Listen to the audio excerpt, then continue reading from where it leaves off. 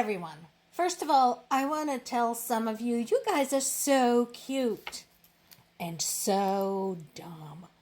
Oh my God.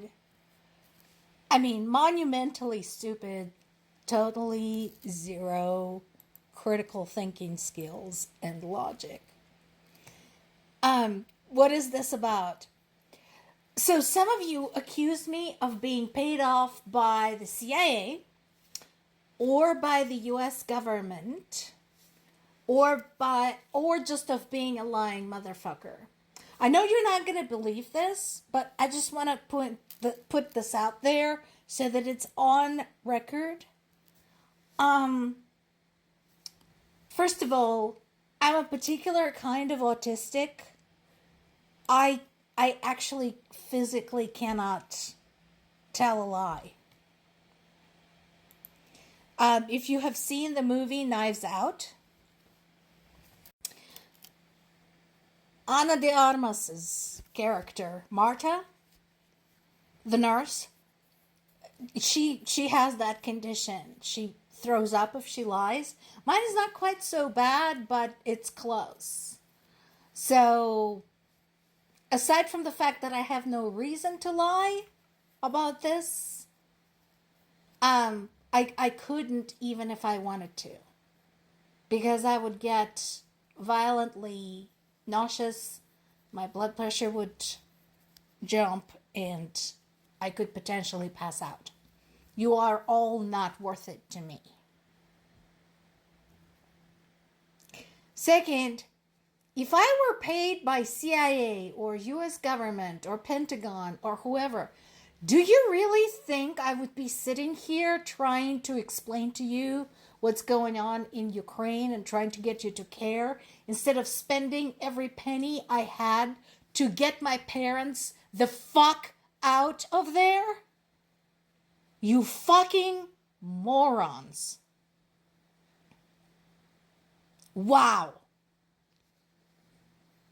My faith in humanity is rapidly fading because there are stupid people like you out there. Anyway, moving right along. There's been a Ukrainian drone attack on an oil depot in Sochi. Here's the thing. So, why an oil depot? We talked about this. Because the oil industry has two purposes. One, of course, straightforward. The oil is what the army runs on, right? All of the various vehicles, cars, tanks, etc. run on some type of fuel. And that requires oil. So, when Russia decided to invade Ukraine, oil depots automatically became military objects, like it or not. Second, oil is the source of income for Russia. And we talked about this, we talked about the sanctions, we talked about the caps, we talked about the shadow fleet, and so on and so forth. So, basically, taking out an oil depot is really hitting them where it hurts.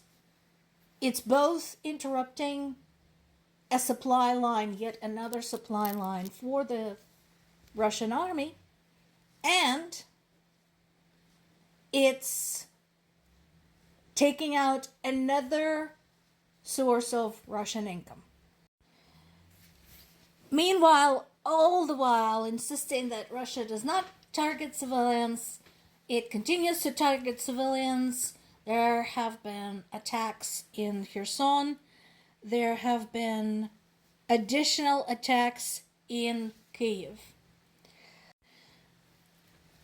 The one in Kherson has damaged the Karabil Island bridge that connects that island to the rest of the city of Kherson. So right now, people in that area of Kherson are basically cut off from the mainland. And considering this has been one of the most violent, bloodiest weeks so far in the war, including the number of civilians killed, number of children killed, yeah, Zelensky is right to call for more international response.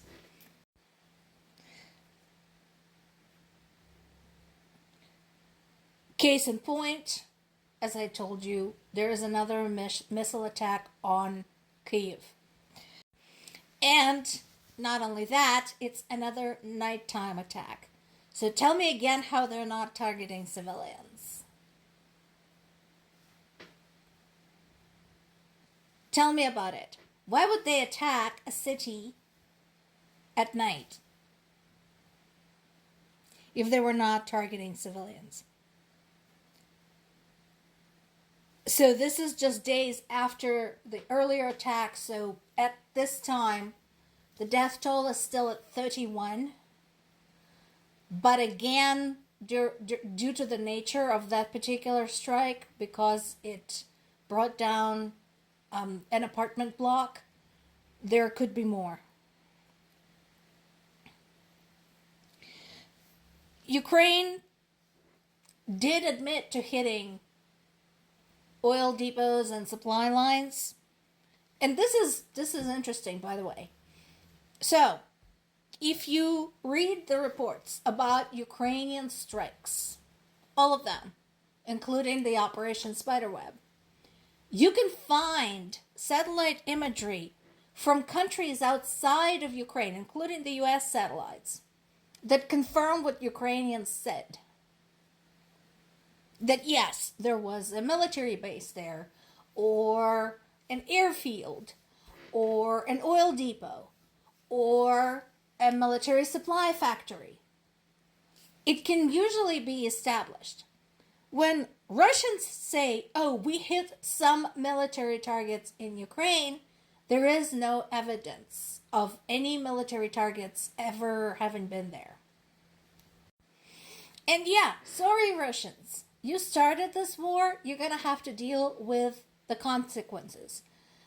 And here's the thing, so this is where Russian corruption and propensity for cutting corners is working against them. And this goes back to the Soviet times. This is very much like that. Something that I'm very familiar with, something I'm sure Zelensky is very familiar with, since he's about the same generation of children who grew up under the Soviet Union and then witnessed the fall of the Soviet Union and the independence of the former Soviet republics. So, every piece of satire written during the Soviet time, one way or the other, described the widespread theft and corruption within the Soviet industrial infrastructure, and that pertains to oil infrastructure. Have you noticed every time when Ukrainians hit an oil depot or a fuel storage facility, there's usually a scramble to limit the spread of the fire? Part of the problem is that historically, security measures there are very, very slack. And parts that constitute the safety network, anything to put out the fire retardant, the automatic systems that are supposed to kick in, are either not there or not operational because the parts were stolen by people who work there. Yes, it's a thing. Again, you have to have grown up in the Soviet Union to fully understand the scale of this problem. So yes, it's absolutely no surprise that here we have another oil depot. First of all, civilians were not evacuated away from it, which they should have been, because again, legitimate military target now, too bad. And second, dozens and dozens of firefighters had to scramble to put it out. That is the reality in Russia. More to come.